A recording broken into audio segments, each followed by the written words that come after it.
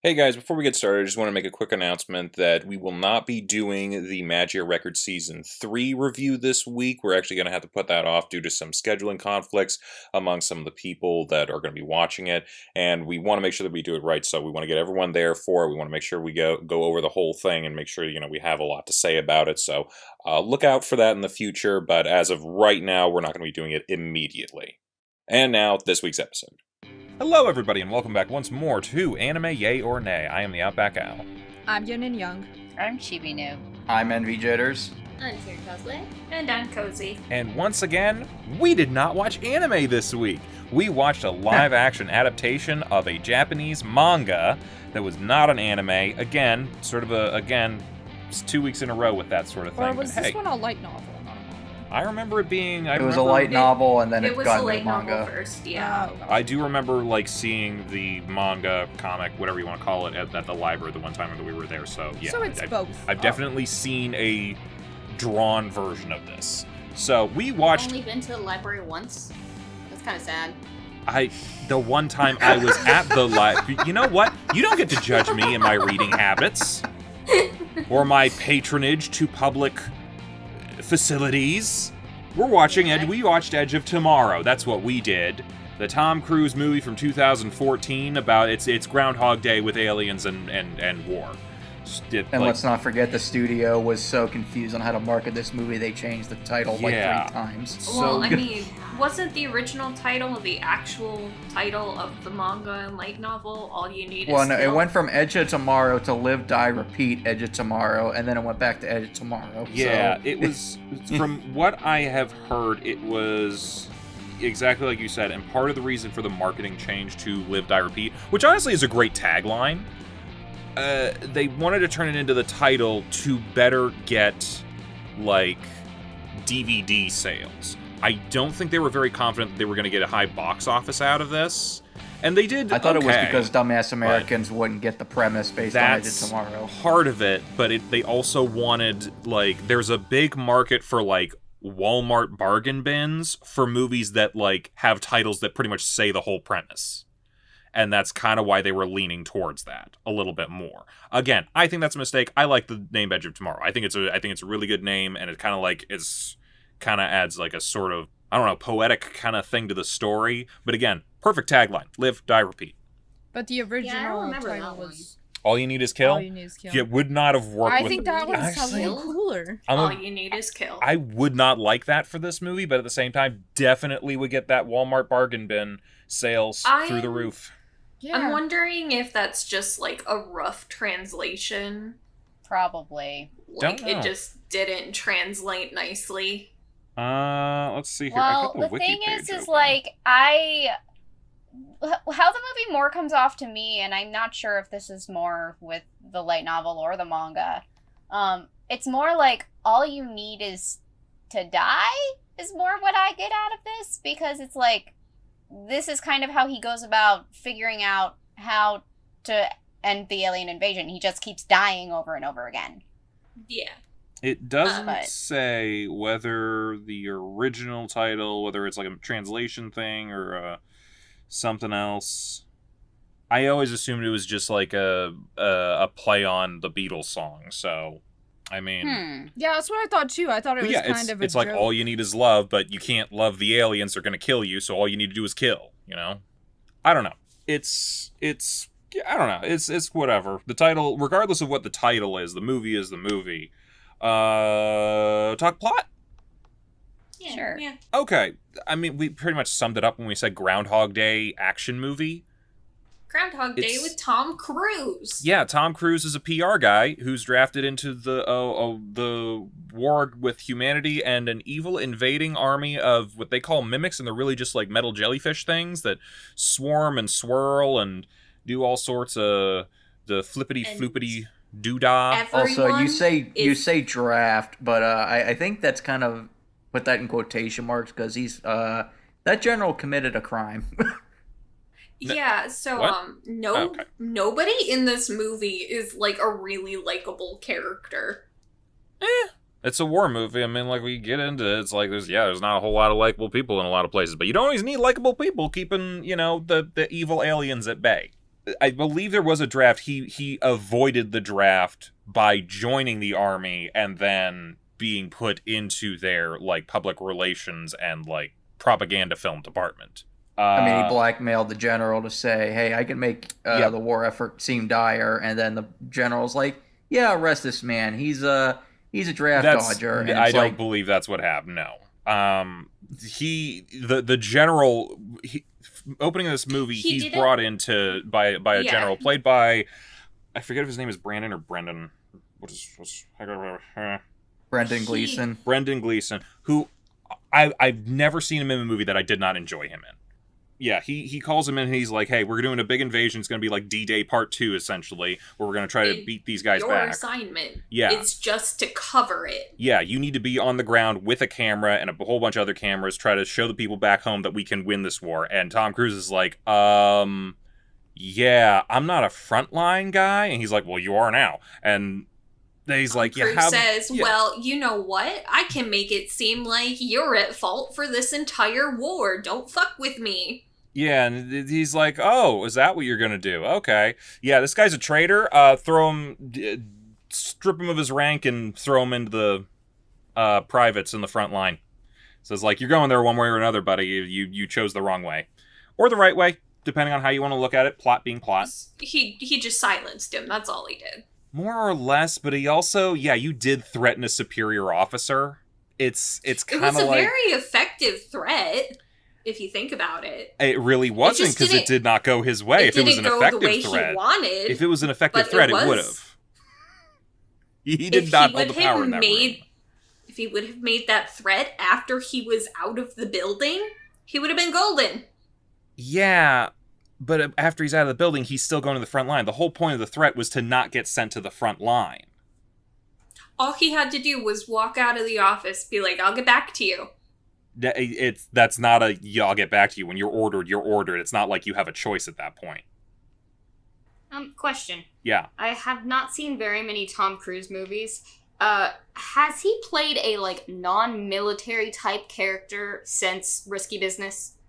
I feel like that was his one and only. Well, Lestat was a while ago. Was that before? Actually, that was after post-Risky Business. I will say Les Grossman from Tropic Thunder, which was honestly one of his best roles ever, quite frankly.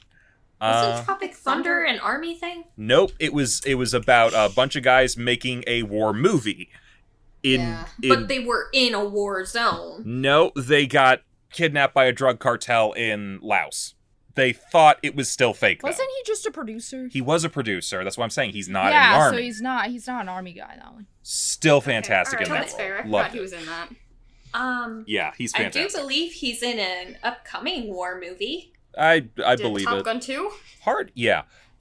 I don't know if you would define his role in Mission Impossible as army. It's like secret agent type stuff, which is not necessarily like straight military, but military adjacent, I guess. Yeah, what is he in Minority? Minority Report is sort of a police officer. I do have one. Go for it. Since Risky Business, he has not played a military man in The Interview with the Vampire. Yeah, we brought that one up. Lestat. Yep. Oh. Yeah, most recently, though, I think... Guys, it's late. My brain's shut off. I get it. I think it overlapped with something else. Yeah. I think at this point, most recently, it's either, depending on how you want to count Mission Impossible, possibly Mission Impossible, but if it's not, I'm going to definitely say it was Tropic Thunder. The Mummy? He was he was part of the army. 2017? He was in the No, I'm just looking through the filmography. I haven't seen Not it. the Brendan Fraser one. The remake one where he's like cursed and seeing the American Werewolf with his buddy from New Girl. I don't know that one. Yeah, you don't want to. Okay, it attempted to start but no, like I agree with Tom Cruise. What his character did to the general, that was obviously bad. But then, like the general in return, literally, I don't know if that's war crime. Demoting him is one thing, but like forcibly lying to the sergeant and like nobody else in the army recognizes him or realizes the rank that he once had, and like the thing that like that was the thing that bothered me the most in the movie. They were silencing him. Here's the thing: as far as other people not recognizing him, there's a fucking ton of people in the military. You're not gonna know every lieutenant. So he wasn't. Yeah. He wasn't the face of the propaganda he was putting out. Rita was. Yeah, sort of. Like, he wasn't, like, the head of the department or anything, or, like, he wasn't, like, a big, like, public figure, so no one was gonna recognize him anyway. But he was still on TV. He was on CNN. Like, they actually put CNN in the movie. They had him on there. Okay, so but you would figure some people would recognize him. I raised this. Did any of their behavior in how comfortable they were about someone being given to them to essentially die on the front line, did any of that make you feel like it was their first rodeo? No, they've been in the shit before. No, I meant just killing someone off who was a problem. I'm sorry, who are you asking? Are you asking about Brennan Gleeson? Are you asking about the troop that he was put with? What? All of it. Dude, people are dying left and right. They are not going to give a shit about one guy. You're talking about a war where humanity is going to go extinct. Actively they don't give a shit that he was going to get killed. Yeah, it's gallows humor. Like, they're all saying, yeah, he's gonna die, so they're not thinking about the fact that I'm about to die. No, it was not gallows humor. It was, they're like, you got sent to us to die. We're not gonna kill you, but you are gonna die on the front lines. Yeah. What Kozi is implying is that they knew. They were pretending that he was just a private. They're like, oh, well, all right. Since you did something bad, literally you fucked up. This guy used to be big, and now he's not, and now he's with us. They know his backstory. Yeah, I was under the impression that they sort of knew who he was the whole time. They're like, oh, you fucked up, so they sent you here to die. Yeah. You're cannon fodder. Yeah, they're all cannon fodder. Like, welcome to the club, you're gonna die. We're all dying. No, that was not... That was absolutely it. It was not, haha, welcome to the club, you're gonna die, because we're all gonna die. It was definitely targeted, like, you fucked up, so now you're going to die because you fucked up. So you feel that no one else in that troop, when they got to that base, no one else on that base thought themselves, I'm probably gonna die, I'm not gonna die tomorrow at all. There's no chance. Just this guy. They're all going to die. They're all aware that they have a high possibility of mortality. They did not put him on the same level as themselves. Because he had no training. Yeah. He had no experience with the suit. They were like, haha, we're all going to sit back and watch this guy get blown up first. Like, we might not make it, but this guy's going down first, and it's going to be hilarious because he fucked up. And that was not a deflection of their own impending mortality. Like, that was straight up. You really don't think there was anything that they were like, hey, I don't want to think about the fact that I'm about to die? No. You know what? We're just going to have to agree to disagree because we're not going to come to a consensus on this. Moving on, he's put on the team, as we're saying. They are putting him in a suit. They're getting ready for D-Day. I forget what they're calling it. It's basically D-Day. It's big downfall. Invasion. Yeah. And so we eventually get to, he's in it. They got these exosuits, which are kind of cool. They got guns and missiles and all sorts of other things. They enhance your strength, all that good stuff. All the fun things that you want from a sci-fi world kind of thing. They get dropped in, and the aliens knew you were coming, and they just tear the shit out of people. Left and right and center. Also, Emily Blunt is there. She's called the Full Metal Bitch or the Angel of Verdun and a couple other different nicknames. She uses a helicopter blade as a sword, which is actually not a great idea for a sword because those things are actually pretty flimsy. But not really the point here. That's what that was? He gets splattered by a dead mimic that hits him with blue acid blood. Blue. Yeah, you gotta watch that blue shit, man. Anyway, he wakes up on the base again the day before. And everything's fine. He's alive. But now he realizes, oh my god, I have to tell everyone, I came from the future. And no one believes him, so they, gag him. And then he goes back out, dies again, wakes up again. You know, you can kind of see where this movie's starting to kind of get a pattern going. You know, sort of he lives, he dies, he's a repeat. Oh my god, I figured out where the title comes from. Okay. Eventually he starts figuring out, maybe I can prevent some of these things from happening, or, maybe I can get a little further into the battle or whatever, or I can survive longer because I know the future, in a way. And he does. And then he meets Rita on the field, and he's like, he knows what's happening. She realizes he knows what's happening, and she's like, hey, come find me. And so he does. He explains The situation of like, hey, I don't know what's going on, but every time I die, I just wake up and then I do it all over again. And she's like, holy shit, that happened to me. Dude, we gotta train you the fuck up. You're gonna win this war for us. So yeah, apparently the same thing happened to her in Verdun, which was a big battle. She saved the day. She's a big hero. Because there was it's like, what were they called? The primes, or like the alphas? It was humanity's first victory Alpha against the and mimics. Yeah, no, I'm talking about the special mimics, the command. Alpha and Omega. Yeah, those things. Kill me now. Yeah, well, whatever. She got hit with the blood. Blood went into her. She got the whole thing going again. But eventually, why did you not win the whole war like this? Well, she got hit at a certain point and didn't die. She was bleeding a lot, and then they gave her like a blood transfusion, and it just got rid of all the mimic blood, so she didn't have the power anymore. So now he's training with her.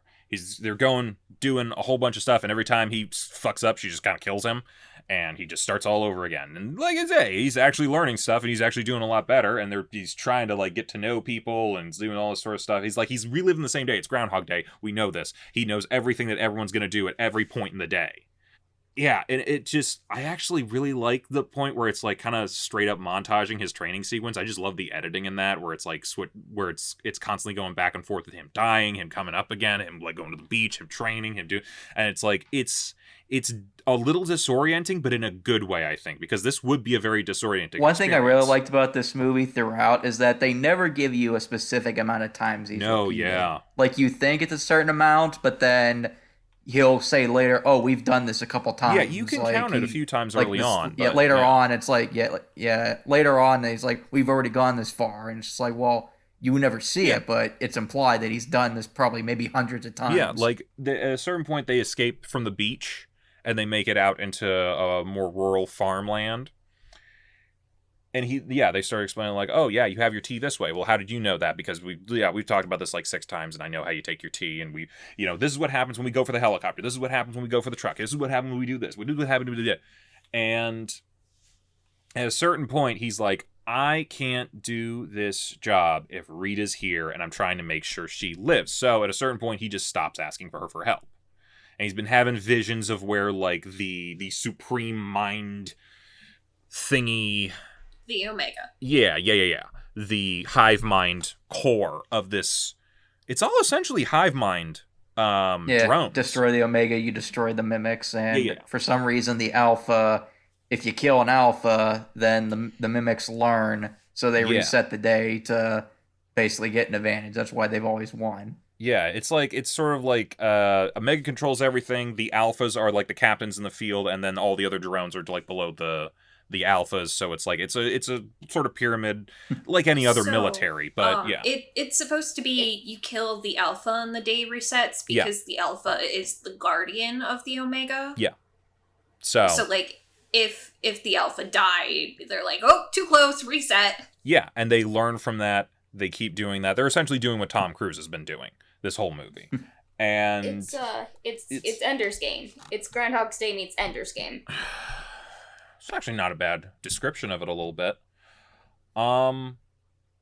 Yeah, the kind of meaninglessness of every single one of your iterations, though there is actual inherent meaning later on that you realize. Yeah. Good description. Then there are psychedelic trips. Yeah, he starts seeing visions of the Omega, where it is, and how to get to it. So he's like, oh, I'm going to kill it. I'm going to go by myself, kill the thing, and win the war, and this will all be over. But, it was a trap. They know about him. They're gunning for him. He goes to the place. An Alpha's there. It tries to kill him, but not before it bleeds him out. It doesn't want to outright kill him. And he's like, oh my god, they know. They know! And... yeah, now he's come up with another plan. These fuckers are smart for aliens. Like, not only did they figured out intergalactic travel, I hope they're smart. But not only did they figure out about him, they reveal later that they let the humans win the Battle of Verdun to put them in a false sense of security. So, like, wow, these guys are fucking smart. I mean, I do believe Tom Cruise ends up saying Operation Downfall isn't our end game; it's theirs. Yeah. Mm-hmm. Yeah. They eventually realize they got to figure out a different way to find the thing. So he goes back to Rita and her scientist buddy friend, And they're like, well, how do we find the thing? And it's like, oh, we might have had a way to track him, but it got confiscated a while ago. Where is it? Oh, that general guy who fucked you over. Oh, great. All right, let's go there. So they play that video game level a whole bunch of times and find the best way to get into General Gleason's office. His name isn't actually General Gleason. I'm just going to call him that because I know his name is Brendan Gleason. Yeah, I like their interaction where he's like, I literally saw you less than 24 hours ago, and now you're coming here with some crazy-ass fucking story about you dying 100,000 times, and blah, blah, blah, and everything's gonna go to shit. But you know what? Fuck it. Why not? You came all this way and somehow got past everything. There must be something up your sleeve. So he gives him the thing, and this is where I kind of have a little bit of a problem with what happens. I saw you less than 24 hours ago, and he's like, for me, it's been years. Yeah. He's, what was that, like, cringy TikTok trend? Where you dream into a different reality or whatever? I don't know. He's shifting in here. Okay. I'm glad I'm not on TikTok. So. Yeah. Yeah. At the point where they, like, leave, they're, like, getting attacked by guards and stuff, and they're, like, trying to get away. I don't get why they don't just shoot Tom Cruise at that point again. Because, like, yeah, they have the thing, and they're trying to get away. If they're in a moment where they're like, oh, we're not going to get away, just reset and do the whole thing over again. He's figured out how to get the thing. They're not very smart. I think it's just for the drama at the end of it. Because they get into a car crash with the military police. He gets sent to the hospital, gets a transfusion. Uh-oh! You have to do it this way. No more powers. It's YOLO, man. Rita almost fucking ends it. Oh yeah. That would have been such a good ending. Yeah. Well. Yeah. So. Yeah, they gotta get there. So they found, where was it at? The Louvre in Paris. Yeah. Is that how you pronounce it? So the Louvre. Yeah.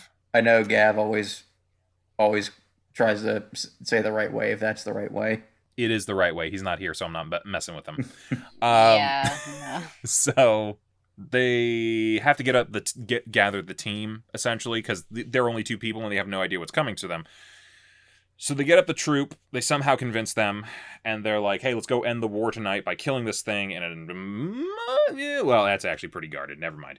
Fly on a helicopter, shoot their way in, blow up a whole bunch of stuff. The whole squad dies. It's just him and Rita left. Rita dies, and he goes in for the kill. He throws a bunch of grenades into the thing. It blows up. But as it blows up... Alpha killed him first. Sort of. But he also killed the thing. He gets one last reset, essentially. He wakes up, but the Omega's dead in this wake up moment, and everything's cool. We all get to go home after a couple things. He goes and finds Rita, and then they end with him presumably about to tell her what happened. So I was a little confused because I expected the movie to be like a bittersweet ending where Tom Cruise and both Emily Blunt die, but the day is saved. It's they're unsung heroes. But then when it resets, absolutely. I think that was supposed to be the original ending. Yes. But then when it resets one more time, does it assume that Tom Cruise is God now? His character has the power of God now that he can reset? No, I think because the alien power is dead now. Yeah, I think for the audience, it's meant to be he got one last shot, and now it's the end of Groundhog Day. You do get to leave the loop, but you get your happy ending kind of thing. Is it more realistic to have the he died, but the world got to live ending? Yeah, but certainly more interesting. They were thinking audiences were like, well, we have our two love interests and they're hot. They need to get together at the end. Oh.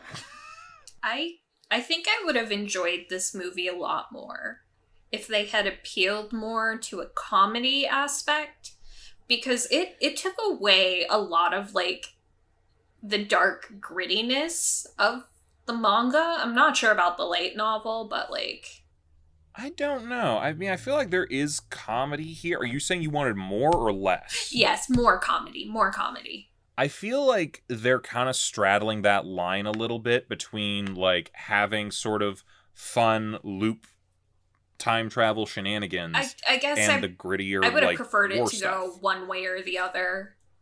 Either fall into that really strict comedy with some serious moments, or like, hey, this is actually really dark. See, I feel like if you don't have the comedy, it becomes a little too dark, and for a sci-fi movie, it might be a little too much for general audiences. But if you go too far into the comedy standpoint, then what are you worried about the war if it's just turning into the comedy? I mean, if you lean more into the comedy with this sort of film, you turn it into a spoof movie, and I feel like they were trying to remain a bit more true to the original source material. Yeah, but that's just what I would think. I don't think the aliens are anything like what they were in the comic. They're giant eyeballs. Yeah. Puffballs. Yeah. With teeth.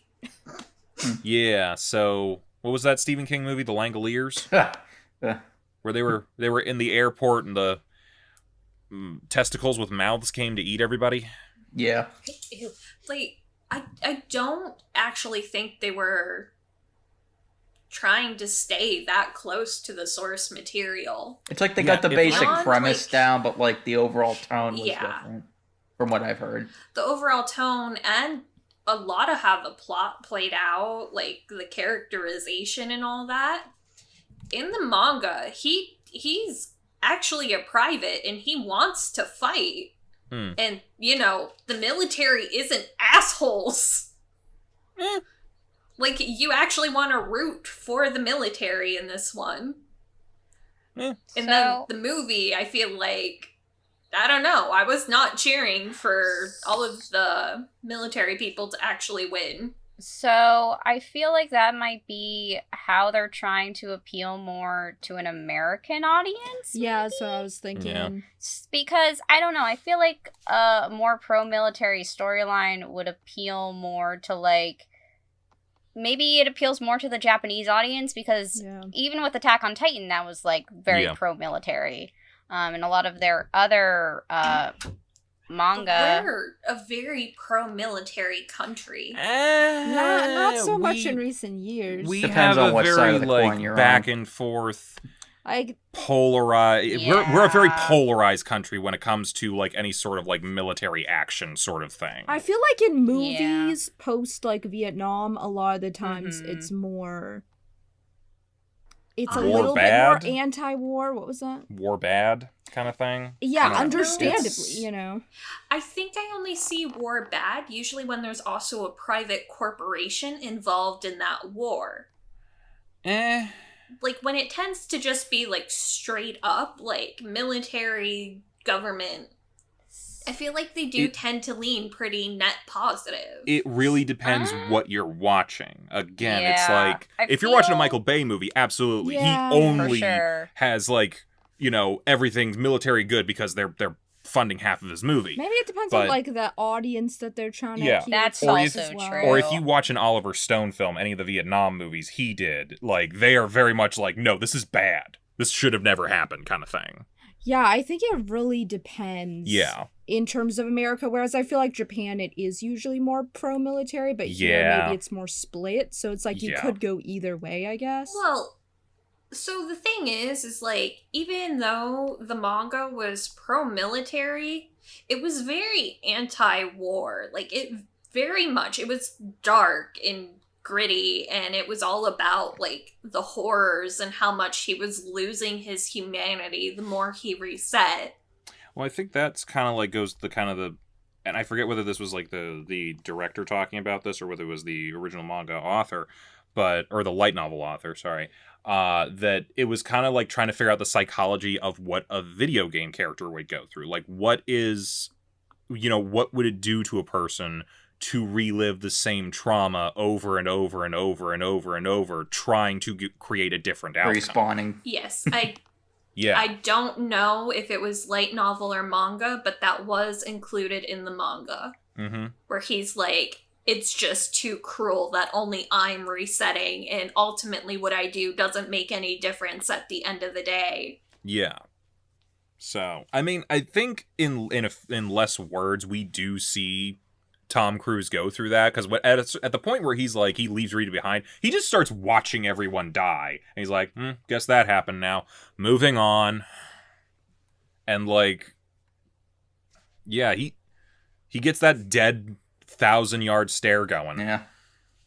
I hate to make the comparison because I talked about it a lot the last couple of years, but like I was getting a lot of Steins Gate vibes in a way. I know this came out years before, but like just like the trouble that Okabe had to go through, and like basically if you see death over and over again and you keep trying to change things over and over again to no avail, eventually you're gonna snap. Yeah. I do also feel like being a movie limited it just because time-wise. Yeah. Like, they didn't have a lot of time to show maybe all of the intricacies and, really bad shit. Or the psychological damage. Like, you see, if we're talking Steins Gate, you definitely see for a couple episodes the toll it takes on Okabe in a very, like,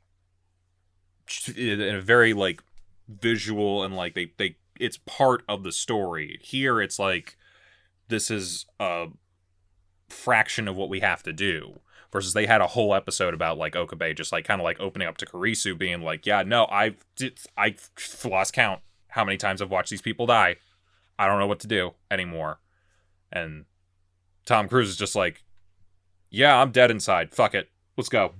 I don't know. Like, so, like, am I the only one who's read the manga? I've read a portion of it. Okay. So, first of all, like, one of the major points for me, like, the Alpha Omega shit, like, fuck that. Why fuck that? I hated that. So, in the manga and the light novel, it was, they had cores and they had antennas. And each core had, like, a set amount of antennas. And if you killed the core, you accidentally became one of its antennas. So, like, it wasn't one alien powered them all. Because at the end of the manga, the war is still going on. Okay. So, again, that's probably simplifying it for a Western audience. Yeah. I was just like, why Alpha Omega? They could have kept it at core antenna. I'll be real with you. Core and antenna doesn't, like, give off the same sort of, like, gravitas. Yeah, and so also, I guess, what was this? 2014. I guess 2014 was not yet at the societal change for, like, Alpha Omega shit. So. I don't know that has anything to do with it. No. No, I'm saying, like, it hadn't happened yet. Like, the shift in meaning. Yeah, but I don't know that it actually has, like, anything to do with, like, that sort of, like, fake science bullshit kind of thing. I think it was just, like, names. It doesn't. I'm saying it means something different now. All right, whatever. You hear that and it's kind of like, oh, cringe. Yeah. I don't know about for turn off to hear the words, even though it's not it's just like Greek. No, it's I feel like mainstream. You don't think about it in like a fandom-y way. No, you literally just think like alpha, A, first thing in the alphabet, omega, last thing in the alphabet. The first things that you're going to run into are the alphas. The last thing you have to fight, the omega. It's a little cheesy, but yeah, it is, and I don't actually know that any of these are official names because I don't know. Because it's really just Rita telling us this. I think that's just what she calls them. Maybe they could have been more creative with it. But yeah, I mean, ultimately, it's a hive mind, so it's so whatever. So in the manga and the light novel, it was not like one alien controlled them all. Okay. So it was multiple aliens. It was an organization kind of thing. But there is still a hive mind element to it if it's the core and then a bunch of antennas. Yes. And then the other thing is, and like this was such a huge part, Rita didn't automatically like trust him and open up to him. He had to find a way to get in with her. Yeah. And he did that through learning how to use her weapon. Okay. Which was a battle axe. I don't know why they changed it to a helicopter blade. Sword kind of thing. I don't know. She had a really good reason for using it because the guns jammed in the manga. And they ran out of ammo too quickly. Yeah. So her weapon superseded that. And that was when she realized, watching him being able to use it and him knowing why it was better to use it, she's like, oh my god, you're a repeater. Okay, so she was also that in the manga. Yes. Okay. Yes. She was also another antenna. She did not lose the ability in the manga. Okay.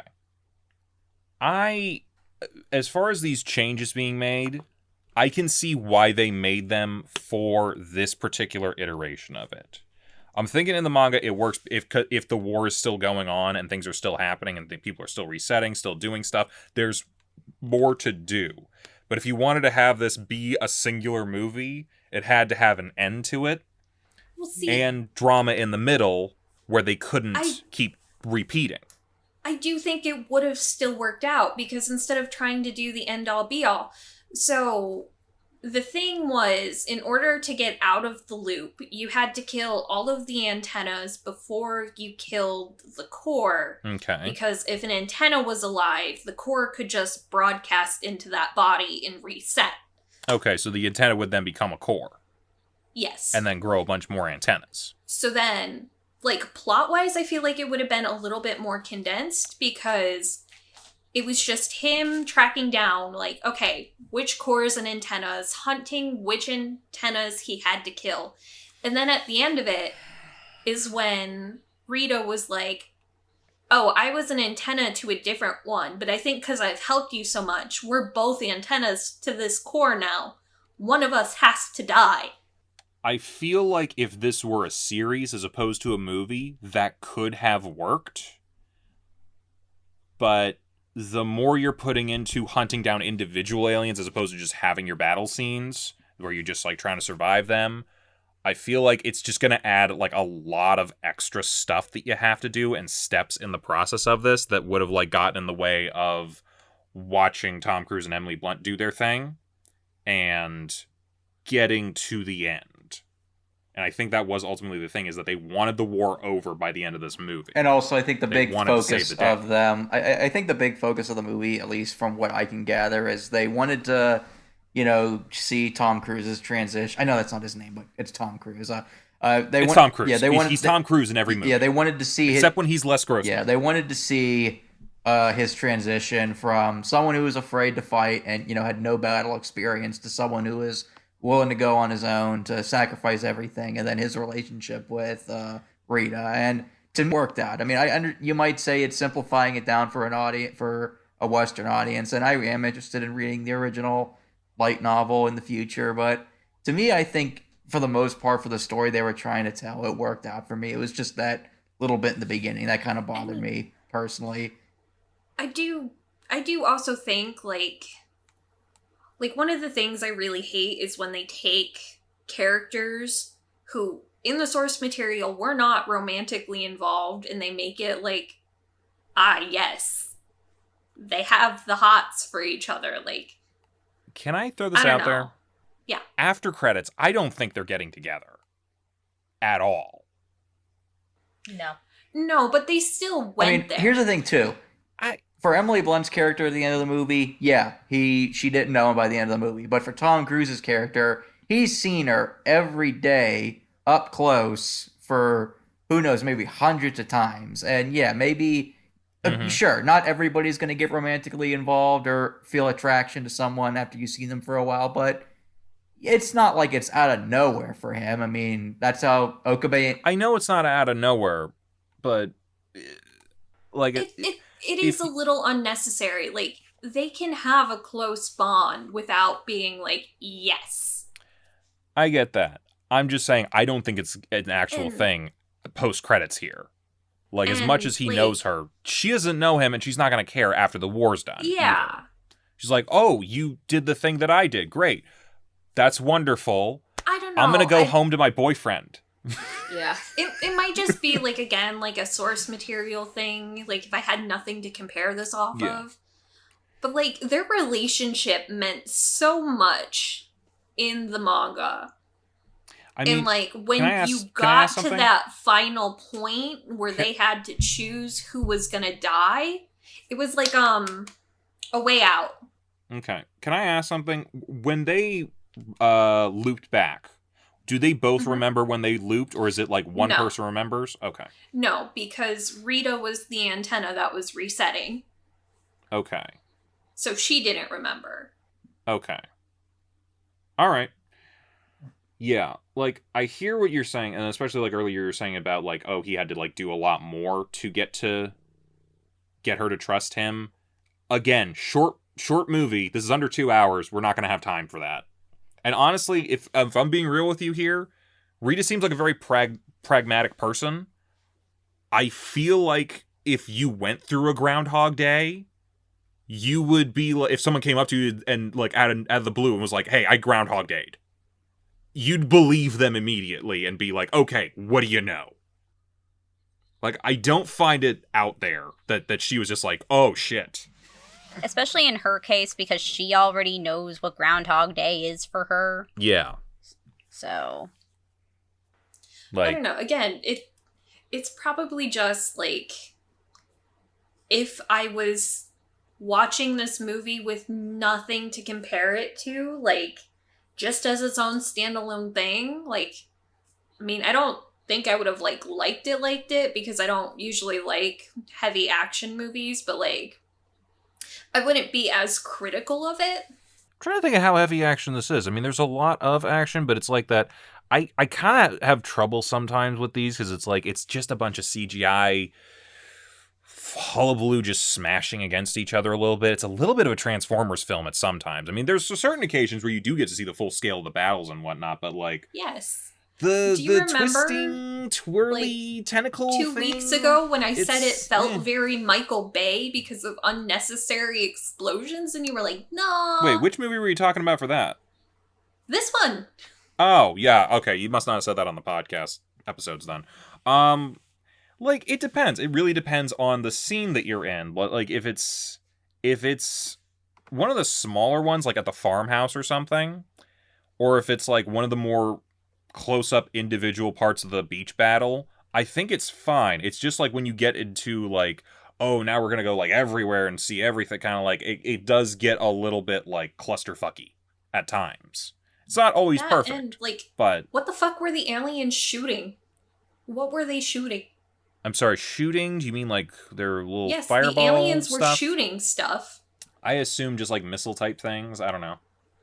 I thought they were just, like, sort of, like, projections, maybe?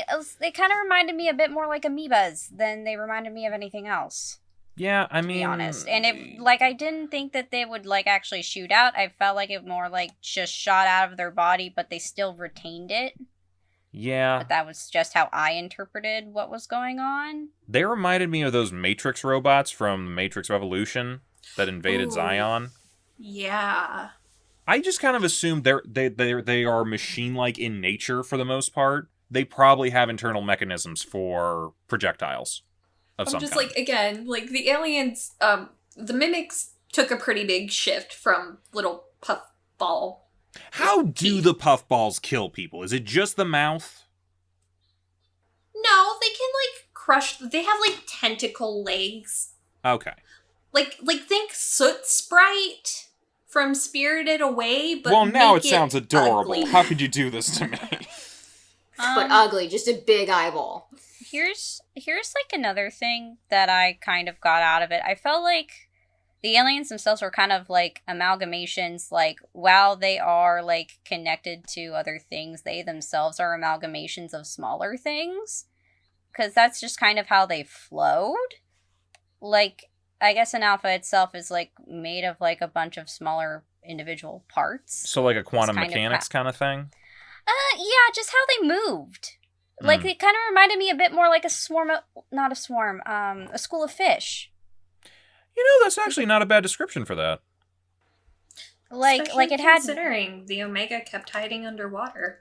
Yeah, so for me, I kind of, like... I imagine them more like sort of pseudo-liquid kind of things. Also just more... They're more made of, like, organisms than anything else. Rather so a than, bunch like... of, like nanites or nanobots or something, or microbots. Something like that. Space particles. Mm-hmm.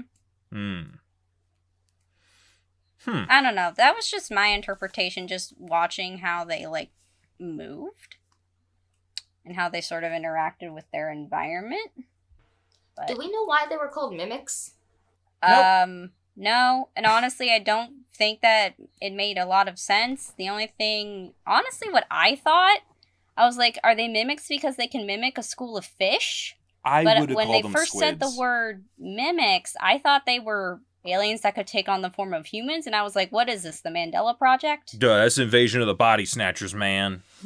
Yeah, so you got suddenly Donald Sutherland is just screaming at you, and you're just like, oh my god! That's a different movie, man. Yeah, they were called mimics because they took on those human characteristics. Oh, like the mouth and stuff? They're trying to mimic us. Oh. Yeah, okay. I feel like you would have a much easier time just calling them squids. Yeah. Yeah, and the thing is like calling them mimics, like you would have to already have the knowledge ahead of time that they're mimicking you. I feel like people in this movie were not really aware of that.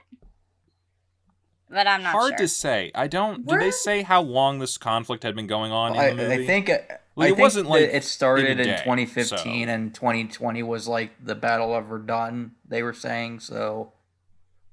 Okay, so it's been a few years. They've clearly studied these things to a degree.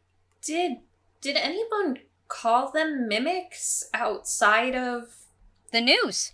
The news. Mm-hmm. Okay. Like, that's what they called them on the headlines. They called like the mimic invasion mimics. Or whatever. Yeah. Yeah. I'm like, I don't know. I heard Emily Blunt say it a lot, but I mean, that's who we're mostly hanging out with.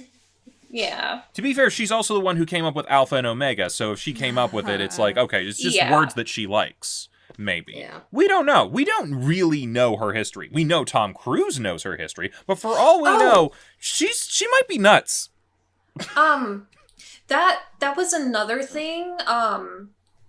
The guy who got brought up in the car where she's like, don't talk about him. Yeah. He was the guy she got sucked into a Groundhog Day with. Yeah. Yeah. Who, at the end of, she was like, oh, one of us has to die. And he's like, it'll be me. Which is why she doesn't want to talk about him. Okay, so in this version of events, they already did the thing in the manga version of events, but now she's alive with this guy, but we're going to have happy ending instead. Sounds like it, yeah. Yeah. Because in well, the if manga, that ain't American, I don't know what is. Yeah, right. In the manga, she chooses to follow in that guy's footsteps. She's like, I'll die, you go on. Like, you're the one leading the war now. And, like, he takes up her helm. And it's all, like, very deep and meaningful, blah, blah, blah. Okay. Like, I don't know why they brought him up. It just sounds like Starship Troopers at that point. Like, you guys haven't seen Starship Troopers. It was a weird thing to throw in. Nope. Another pro-war invasion. Well, it's actually not really pro-war. It's actually like a anti-propaganda piece. Anti-propaganda? It's a satire of Nazi propaganda. I could go into a whole thing on this. It's from the guy who made RoboCop, which is like a satire of like corporate America and eventually owning our bodies kind of thing. I'm sorry. If What's it's anti-propaganda, it's propaganda. That might not be the perfect way to describe it, but it's essentially a satire of propaganda. No. That's not my question. If you have anti-propaganda propaganda, and it works in the fact that it gets people to be like, propaganda sucks. Is it successful propaganda or unsuccessful? I'd say successful if you're trying to be anti-propagandist. But then what the movie is essentially pro-war and pro-fascism film that is a satire of the propaganda of the Nazis that was pro-war and pro-fascism. So in a way, it's kind of showing, this is fucking ridiculous and we shouldn't be doing this. So sarcasm. I completely missed the name sarcastic of the movie we're talking about right now. Starship Troopers. You think it's a dumb movie where a bunch of people shoot bugs, but it's a lot smarter than it looks. Yeah. Oh, the one that was kind of like Ant's story at the beginning. Yes, that's actually a really good apt description. Yes. That might have been partially where they got that ants thing from. Yeah. But yeah, by the end, the private who came up through and the sergeant dies, and then he becomes a sergeant. And he basically just says the exact same things that he does. What were we talking about? Starship Troopers, RoboCop, and I think we should get back to Edge of Tomorrow at a certain point. Yeah. If we must. Okay, so I mean, I feel like I know I'm going kind of like hard on it, but like, how did you guys feel like going in with, nothing? Honestly, to I compare it was to? expecting this movie to be the best movie out of the movies we were going to watch for this tournament. So I think it's probably the best film that we've seen so far. I think I might like Speed Racer just a tiny bit more, just on a pure entertainment value. Speed Racer was but better. I would say this movie's probably the best movie we've seen. So I'd say for me, I kind of knew it was a bit of an action flick going in, so I wasn't really expecting to like it or dislike it one way or the other, because action movies just aren't my thing, even if they have like a sci-fi alien twist and whatever. Also, it's more just the fact that, I don't know, like, I guess the thing for me is, like, I just have, like, specific tastes in what I like, and a lot of times, like, if it's not something that I'm gravitating towards, I don't really form too much of an opinion if I just, like, watch. It's more just something I've seen, I guess. I don't think you're gonna like either of the next two movies. I mean, here's the thing. From most of the movies that we have watched, and also, I don't really enjoy movies that are, like, mostly, like, war movies in general, so that's another thing that's kind of going against me, like, actually, like, fully enjoying it. But it's just kind of like, as far as live action adaptations are concerned, I don't generally, also, I just don't really care for movies as much as I care for TV shows. It's a thing. So, yeah. I liked it well enough. I thought it was an okay action sci-fi movie. I didn't have strong feelings about it one way or the other, but I thought it was good, I think quality-wise it was well done. I don't know enough about the light novel or the manga to really make a call on how it is in comparison. I'm guessing it wasn't a lot like it, but I think just as a movie, it's perfectly fine. It's not something that I would just watch again just because I feel like it necessarily, but it was pretty good. Honestly, the only thing I really disliked about the movie was the opening bit with the general that we talked about, and like towards the end of the movie, whenever the helicopter thing crashes into the Louvre and Tom Cruise's character goes flying and he just gets up like, nothing happened. It's like, no, you be dead. I agree with you on that. It's like you survived nothing on your way here, but now you have plot armor. When him and Emily Blunt were hopping down that hole while the Alpha was chasing them, he straight up smacked his face off of a concrete ledge on his way down. Yep. Dead right there. Like, we've seen him die from less in a lot of his iterations, but yeah. But just like that whole scene where like he just crashes through the building and like he's not really in anything. Like he's basically exposed, and it's like, tis but a scratch. But a flesh wound. So when I first saw this, I enjoyed it, and I think I still pretty much just enjoy it. I think that for an action movie, and I enjoy action movies, I enjoy war movies, I enjoy sci-fi movies, it's a nice little combination of all of them. Is it perfect in any one of these categories? No. I've definitely seen better action movies, I've seen better sci-fi movies, I've seen better war movies. But as far as a combination goes, not too bad. It's enjoyable, it's rewatchable enough for me, because the characters, even if at times are a little shallow, or a little whatever, they're still fun. The comedy still works in a lot of stuff. When Tom Cruise gets run over during one of his loops, That was hilarious. so funny. His little squeal just... A nitpicky thing on that. They reused his death scream so much. Honestly, they should. He died the same way a lot of times. They Wilhelmed it. A little bit. But That was It's fun. okay, If you 'cause it was die funny. 800 times, you wouldn't start making the same noise. There are only so many ways to scream. Yeah. Beyond that stuff, though, I mentioned this earlier when I was talking about the plot. I really enjoy the montage of him doing the training and stuff, and Yeah.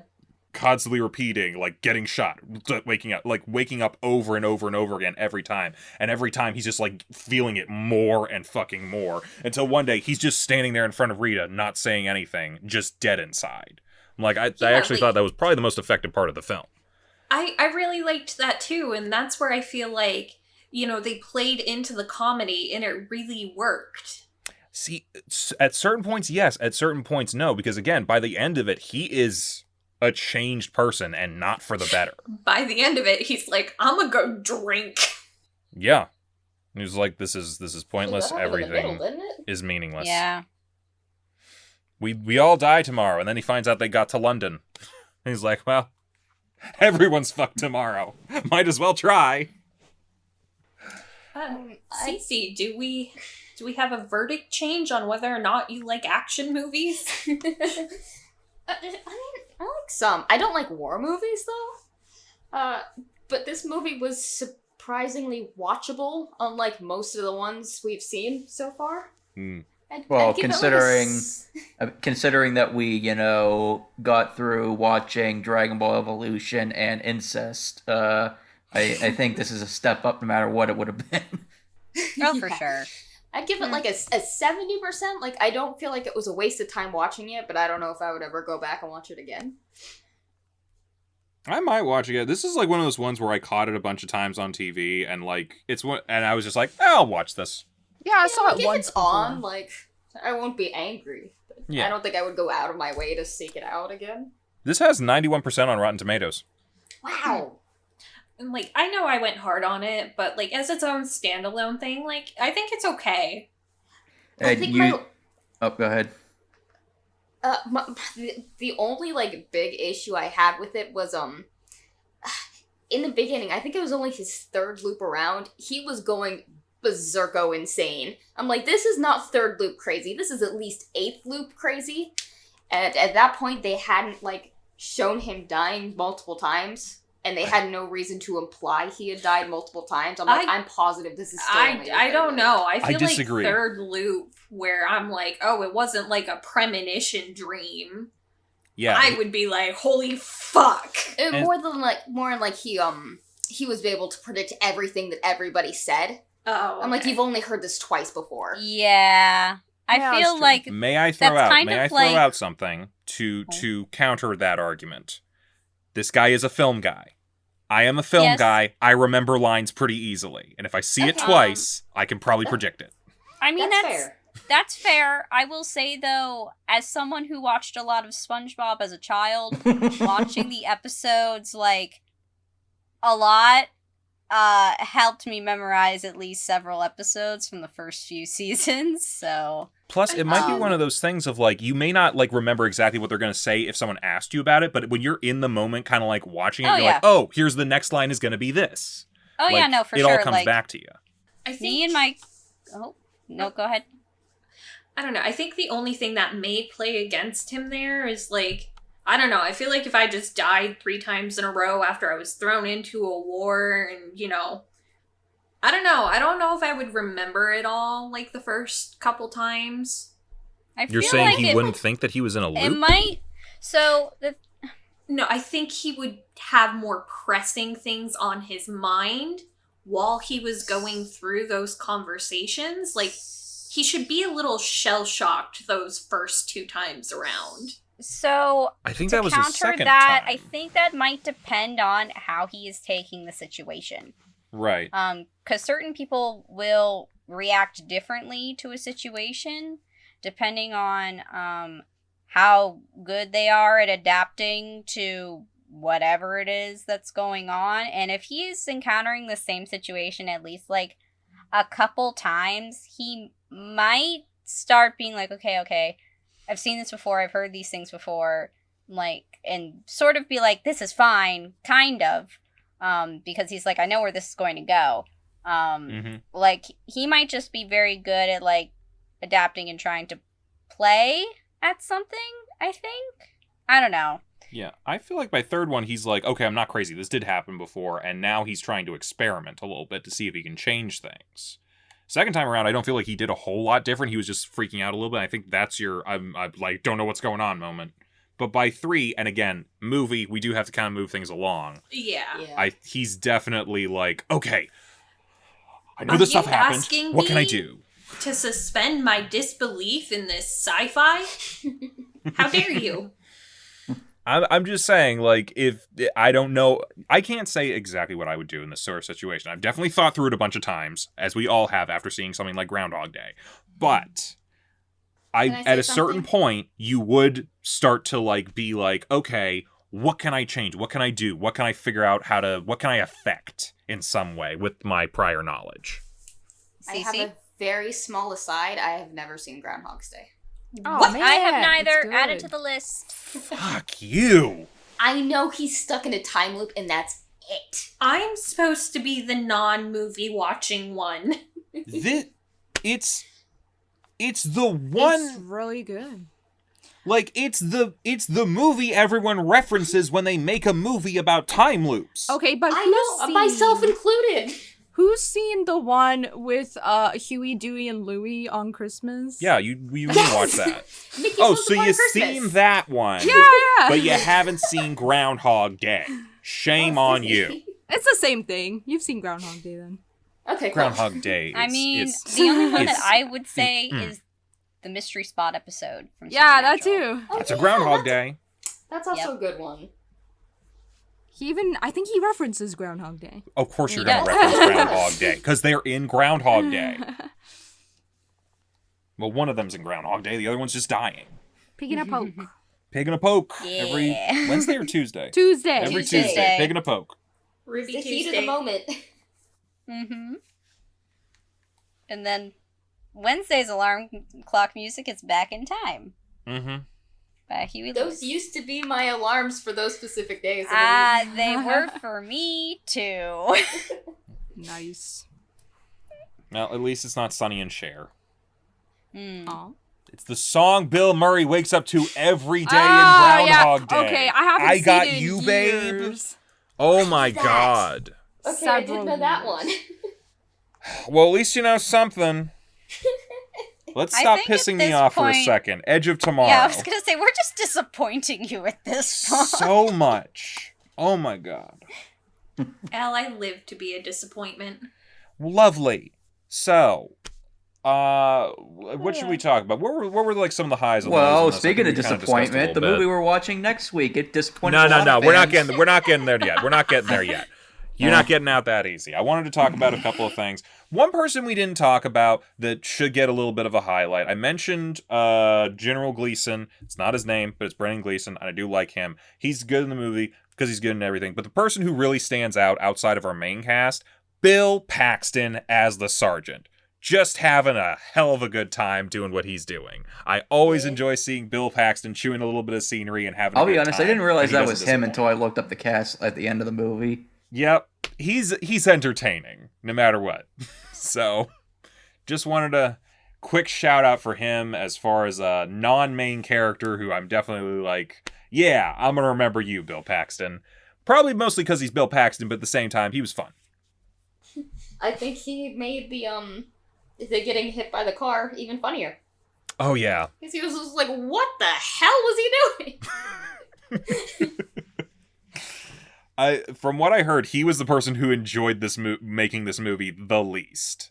Because apparently the director was a little fast and loose with the script on a lot of stuff, which some of the actors were very like, oh, we can really like shake things up and change up, what the scene might be day to day or something. And Bill Paxton's very much like, I know the script, I've read the script, I've memorized the script, I want to do the script.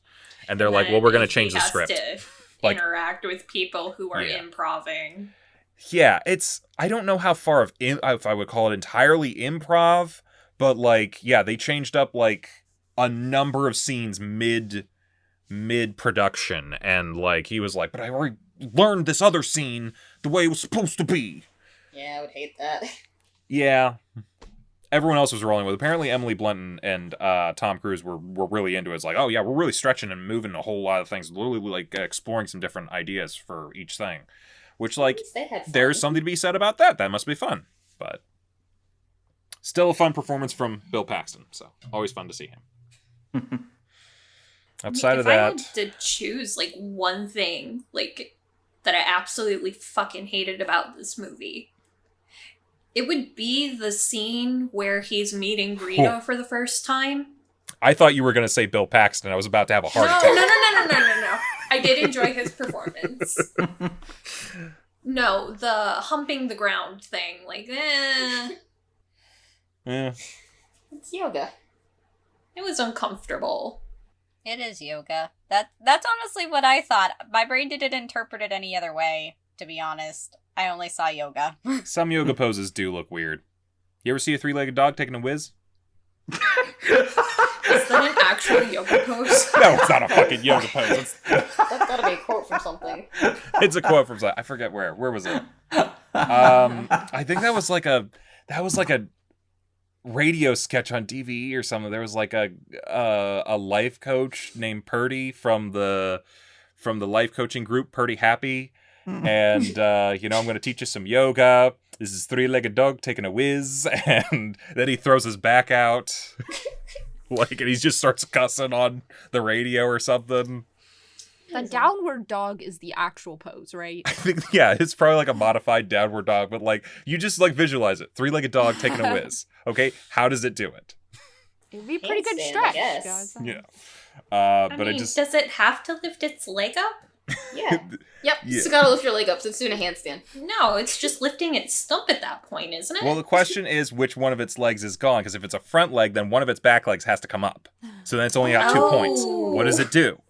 And I think that's the visual of like, but I like this little end quote where he's like leaving. He's like, no, I have to go. I have to get my spine realigned. But listen, make sure to come down to Purdy Happy for like this week. We're doing the colon cleanse. Remember, a clean colon is a happy colon, and a not fully clean colon is a semicolon. All right, bye everybody. I'm just like, that's kind of fun. It's just like a semicolon joke. Why does that just float around in your brain? You don't know me. You don't know how many things are floating around in my brain constantly. That's how you'd remember everything after the third time around. Yep. Yeah. Yep. Little known fact, I am on a Groundhog Day where I'm reliving my life over and over and over again. Still making all the wrong decisions.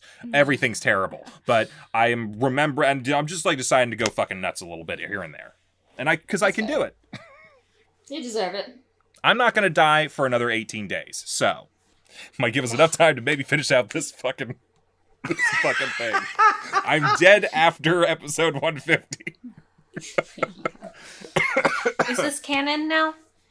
We'll see in 18 days. Okay, getting back on track. The one thing I think I liked most is what I hated about the first 3 loops. It worked for them towards, I guess the middle, when they were in the cabin. Mm-hmm. And, like, he was playing it up like it was the first time they had been there. And we bought it because we didn't know any better. And then he was like, okay, yeah, we've done this a lot of times. There's no way either one of us make it out of here. I'm like, oh, you got me good. That worked really well. He kind of needed a vacation at a certain point. Yeah. As we all would. Yeah. I don't think they meant for it to be humorous, but the scene where she gives him her real last name middle name, that startled a laugh out of me. Okay. Yeah. No. I guess for Just me, the I'm like, timing. I didn't find that humorous. I just found it kind of sad, but I think again, sad is what they're going for. I was just like, I think our senses of humor might be a bit different, maybe. definitely. Mm-hmm. I don't know, just like that was the one fact she held on to. She's like, oh yeah, it's not actually Peyton. It's Rose. I don't know. I think the timing was too perfect. Like, oh, this will be so sad, and like that's what made it funny. Well, any other things to bring up upon this? Not really. Meh. It's definitely worth the watch. Yeah. Overall, I'd still give this a yay. Yeah, I would give it a yay. Yeah. Pretty good. Yeah. So, next week. Now we get to talk about next week, Envy. Sure. I thought we were Trying done. to- I thought we went off You too were many trying to tangents. step on Bill Paxton, and I will never forgive you for it. Hey, I like Bill Paxton too. No, yeah. So next week, we're moving on again. Another adaptation of, this time, an actual thing that was an anime at one point. We'll be watching 2017's Ghost in a Shell with Scarlett Johansson and Jared Leto, and Wait, Jared Leto's in it? he's fucking in the movie. Just I didn't know that. No. uh, He's fucking in the movie. That's even worse. okay. We don't need to see that. It's a robot dick. What do you want? I don't actually know if he has a robot dick. Have not seen the movie yet. Been kind of avoiding it for a long time, but you know, we have watched Ghost in the Shell for this channel before, the 1995 one, you know, the one, and yeah, we'll be looking at this one, and then eventually the week after Alita Battle Angel, and then the week after that, we're talking about all of them, and then after that, I Will Be Dead. So, come back for Ghost in the Shell, or don't. I don't care. Nothing has any meaning. This is my third loop. Goodbye, everybody. Bye. Hey, thanks for watching, and if you haven't already, be sure to subscribe and ring the bell icon for notifications. If you enjoy this video, give us a like, and if you haven't already, check out some of our previous episodes, our daily gaming videos, or our parody series Madoka Magically Abridged. See you next time!